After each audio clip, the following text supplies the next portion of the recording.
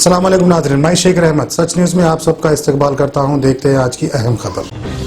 बॉलीवुड की famous actress Swara Bhaskar ने जामिया के स्टूडेंट्स का दिया साथ CAA और NRC प्रोटेस्ट में। बॉलीवुड की तरफ से CAA और NRC को जो सपोर्ट मिल रहा है उसे देखकर हिंदुस्तान की सेकुलर आवाम में एक जोश खरोश बढ़ता जा रहा है, क्योंकि जिन लोगों को वो अक्सर पर्दे पर देखते हैं, उन्हें पसंद करते हैं, उनका साथ उन्हें अब अपनी सेकुलरिज्म को मजबूत करने की लड़ाई में भी मिल रहा है, जिसे देखकर आवाम में एक अलग ही जोश खरोश दिख रहा है कि किस तरीके से स्वरा भास्कर अपनी स्पीच में मोटिवेट कर रही है जामिया के यंगस्टर्स को।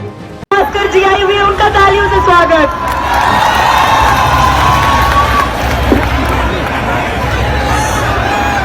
दोस्तों, सबसे पहले तो जय Hind, happy new year.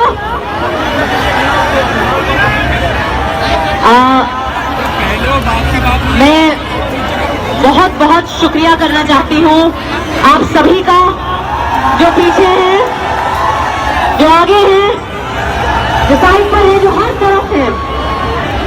Jamia के सभी स्टूडेंट्स और यहाँ की सिविल सोसाइटी को मेरा सलाम और मेरा आभार, क्योंकि आपने और आपके इस शांतिपूर्ण विरोध प्रदर्शन ने इस देश के ईमान को वापस जगाया है। हम सो रहे थे, आपने हमें जगाया है।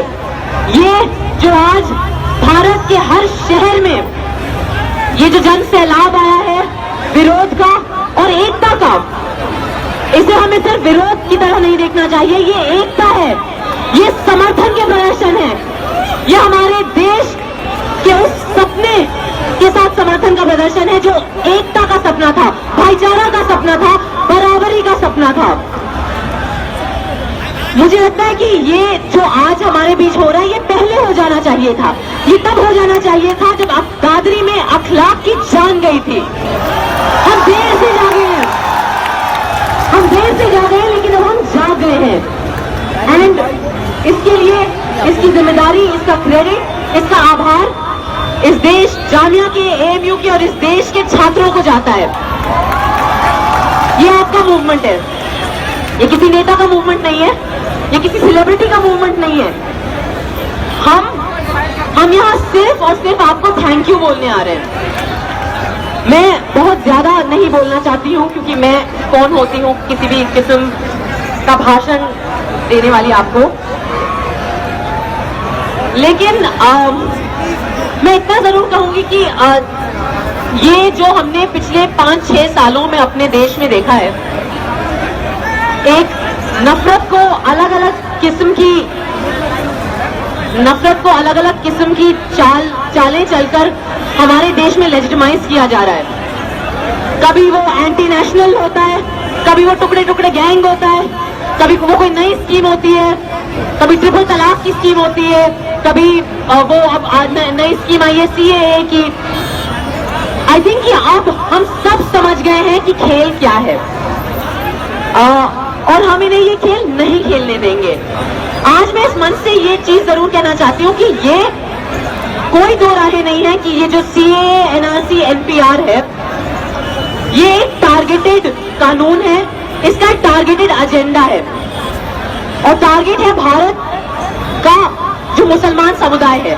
लेकिन इसके घुन में सिर्फ मुसलमान नहीं पिसेगा, इसकी घुन में हर भारतीय पिसेगा। और ये जो कानून है, ये सिर्फ मुसलमानों पे अटैक नहीं है, ये इस देश के संविधान पे अटैक है, ये इस देश के बेसिक मूल आइडिया पे अटैक है। हमने 1947 में एक निर्णय लिया था कि इस देश में धर्म और नागरिकता का कोई लेना देना नहीं होगा। इस देश की मिट्टी यहाँ नागरिकता देगी, ना कि कोई पार्टी संसद में बैठी हुई।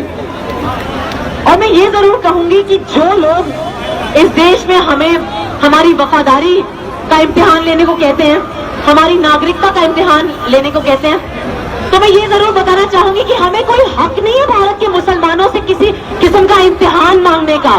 भारत के मुसलमान ने 1947 में अग्नि परीक्षा दे दी है। आपको कोई और टेस्ट पास करने की जरूरत नहीं है। हमारा हक नहीं बनता आपसे और कोई सवाल पूछने का, नागरिकता, वफादारी और धर्म ईमान के ऊपर। अब वक्त आया है कि हम अपने धार्मिक आइडेंटिटी को भूल जाएं। अब वक्त आया है कि हम सब भारतीय होने के नाते, जिम्मेदार नागरिक होने के नाते अपने देश के लिए, अपने संविधान के लिए और उस सपने के लिए खड़े हों। और मैं ये जरूर कहूंगी कि जो लोग ये नया कानून मांग रहे हैं वो इस देश के सबसे बड़े गद्दार हैं, क्योंकि आप भारत के हित में कुछ नहीं कर रहे हो, आप सिर्फ और सिर्फ जिन्ना का सपना पूरा कर रहे हो। और हम लोग सब यहाँ खड़े हैं, हम गांधी जी का सपना पूरा कर रहे हैं।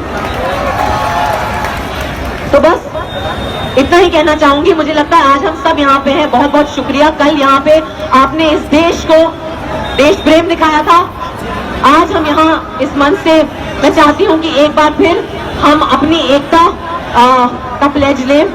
तो आवाज दो, आवाज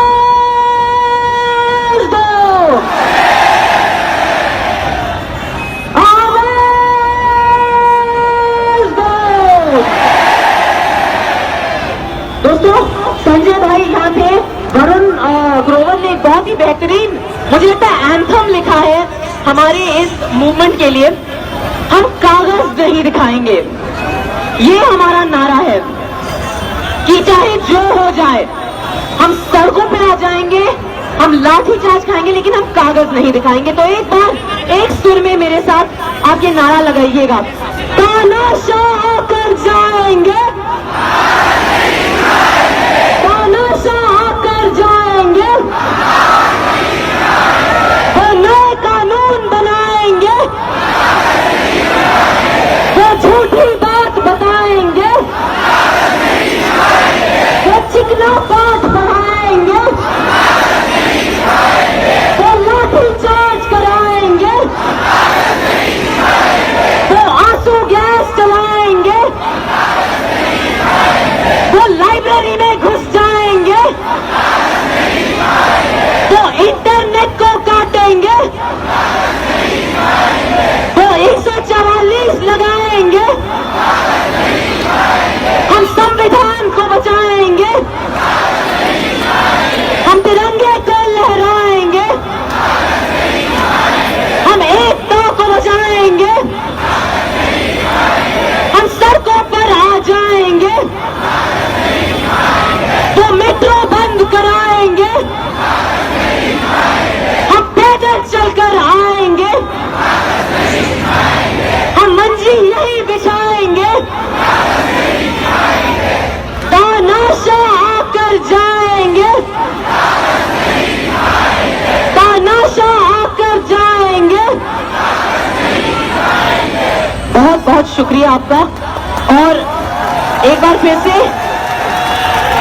जामिया तेरी हिम्मत को है सलाम, है सलाम, जामिया तेरी हिम्मत को है सलाम, है सलाम, एएनयू तेरी हिम्मत को है सलाम, है सलाम, एएनयू तेरी हिम्मत को है सलाम, है सलाम, बीएचयू तेरी हिम्मत को है सलाम, है सलाम, लखनऊ तेरी हिम्मत को है सलाम, है सलाम, मुजफ्फरनगर तेरी हिम्मत को है सलाम, है सलाम, नगीना तेरी हिम्मत को है सलाम, है सलाम, भोपाल तेरी हिम्मत को है सलाम, है सलाम, मुंबई तेरी हिम्मत को है सलाम, है सलाम, तिरंगा तेरी एकता को है सलाम, है सलाम। हमारे तिरंगे में नारंगी, सफेद और हरा समान मात्रा में है।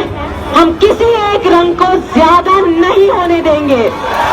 बहुत बहुत शुक्रिया दोस्तों, जय हिंद। बहुत बहुत शुक्रिया स्वरा भास्कर जी का। जामिया कोऑर्डिनेशन कमेटी की तरफ से हम आपको एक बुक गिफ्ट करना चाहते हैं। ये मशहूर हिस्टोरियन प्रोफेसर मुशर्रिल हसन द्वारा लिखा हुआ किताब है, partners in freedom Jamia Millia Islamia, यानी जामिया मिलिया इस्लामिया का बुनियाद रखने वाले लोगों ने इस आबाद कराने में क्या अहम योगदान दिया, उसमें एक बुक है। हम स्वरा भास्कर जी को ये बुक जामिया कोऑर्डिनेशन कमेटी की तरफ से गिफ्ट करना चाहते हैं।